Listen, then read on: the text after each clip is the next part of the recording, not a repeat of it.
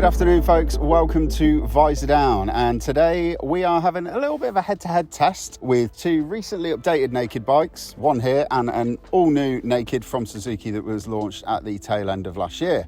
My name is Toad, and today I'm joined by Matt, who is a new face at Visordown. So Matt has decided cars are boring and bikes are cool. I've ridden for years, so this kind of made sense. So as soon as cars start to get a bit boring, I thought, time to reacquaint myself with two wheels a bit. And it's quite a nice introduction back into the world of motorcycle journalism to come out on the GSX, and also you've been riding the MT-07. MT-07 obviously is kind of like the king of the middleweight naked sort of sector in a way. It's the one that all the other manufacturers are trying to knock off its perch.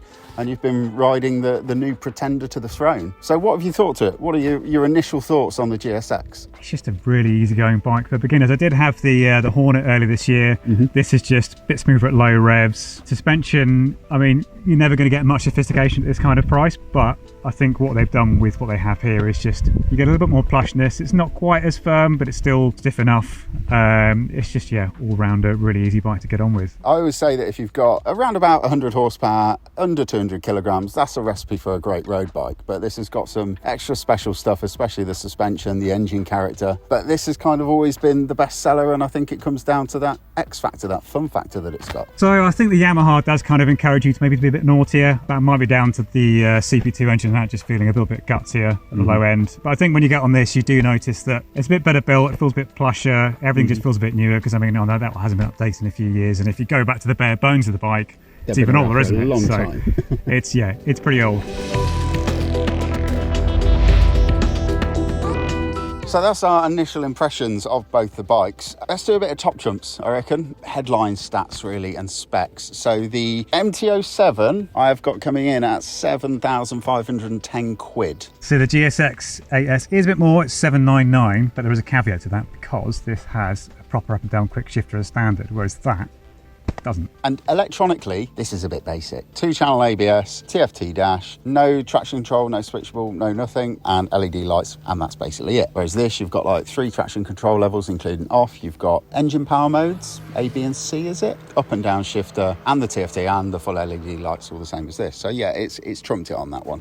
I have got a 689cc 73.4 bhp engine, which produces 67 Newton meters of torque. Well, I've got exactly the same engine configuration. Again, it's a parallel twin with a 270 crank for an offset firing order, so it sounds nice and fruity. I've got a bit more displacement. I've got 776cc, and I've got more power as well. I've got 82.9 brake horsepower, more torque as well at 78 Newton meters. Regardless of the power output, that engine there is going to go down in history as one of the best parallel twins ever made. Every single bike it's in, be it the Tenere, be it this, be it the XSR 700, the R7, every single one of them is an absolute peach.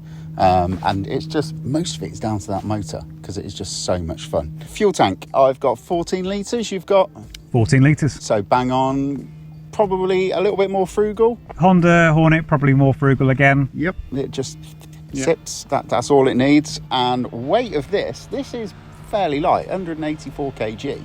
What are you coming in at? It's a bit of a fatty in comparison. It's 202, which obviously isn't that heavy in the grand scheme of things, but yeah, quite a bit bulkier than that. Yeah, and it doesn't wear it badly though, does it? No. You don't jump off this and jump on that and go, my God, what a porker. No, not at all. It still feels quite nimble and quite agile, and riding it around town's absolutely fine.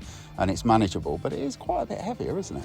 This bike has always been super accessible. It's, people would do their tests on these and then they'd walk out of the training school, go over the road to the dealership and buy one and just get on it and ride it.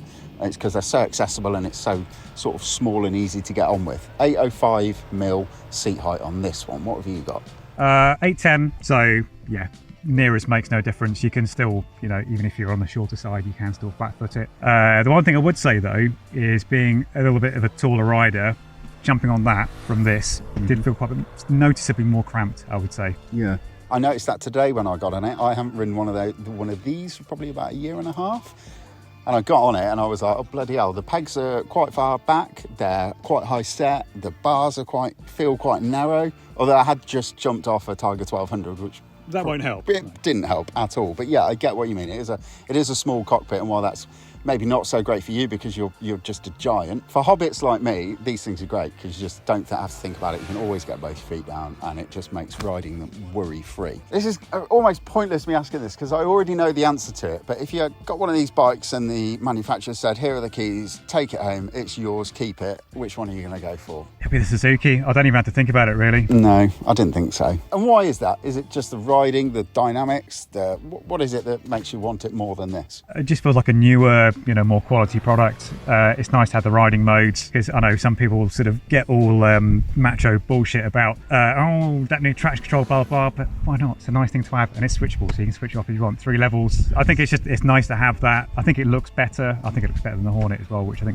think everyone was a bit disappointed by, whereas this I think looks pretty nice. And as I say, as a fresh Suzuki, the first properly fresh Suzuki we've seen in years, they've smashed out the park, I think. They did a very good job, considering this is the first new naked bike that they've designed since like the 1880s. They knocked it out of the park. They really did. I think they did a good job with the styling on that one. I'm still going to take this home, and do you know why? Because it makes me grin from ear to ear. Yes, the handling is a bit shonky, but for me that's part of the appeal. It's part of that fun factor, and it's just got the X factor that every time it rides it brings out the inner child in me, and then in turn the inner idiot in me, and it just makes me want to go and have a laugh and a play. And that's kind of what I think motorcycles are for, just to make you smile. Anyway, I've got quite a long way to ride home. You have got about a 10-minute ride home. It's getting late. We've been in the sun all day, and I think we should probably head off. But before we do, if you have liked that video, please don't forget to hit like and subscribe. And for all the latest news, reviews, and motorcycle features, get yourself over to Visordown.com, folks. Thank you.